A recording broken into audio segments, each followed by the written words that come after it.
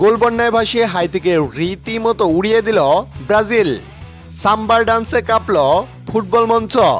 কুন্না ও ভিনির গোল যেন সমালোচকদের কড়া জবাব। ফিলাডেলফিয়ার ম্যাচ শুরুর পর থেকেই হাইতিকে চেপে ধরে একের পর এক আক্রমণ শানাতে থাকে সেলেসাওরা, যার ফলশ্রুতিতে ম্যাচের 23তম মিনিটেই 1-0 ব্যবধানে এগিয়ে গেছে পাঁচবারের বিশ্ব চ্যাম্পিয়নরা।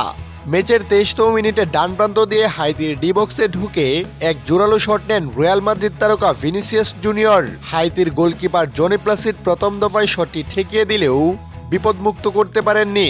ফিরতি বলে ব্রাজিলের স্ট্রাইকার ম্যাথিউস কুনহা বল জালে জড়িয়ে দেন, ফলে 1-0 গোলে লিড পায় ব্রাজিল।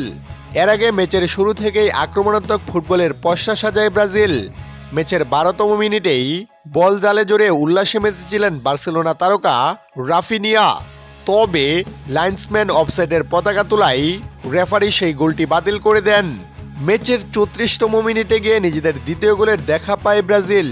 ভিনিসিয়াস জুনিয়রের পাস থেকে বক্সে ঢুকে উঁচু কোনাকুটি জোরালো শটে কাছের গোলপোস্ট দিয়ে নিজেদের দ্বিতীয় গোল করেন তিনি। এরপর যোগ করার সময়ে ব্রাজিলের হয়ে তৃতীয় গোলটি করেন ভিনিসিয়াস জুনিয়র। মাঝমাঠ থেকে লম্বা পাস বাড়িয়ে দেন মিডফিল্ডার পাকেতা। সেই বল 1-1-এ হাইতির গোলকিপারকে বোকা বানিয়ে বল জালে জড়ান ভিনিসিয়াস জুনিয়র।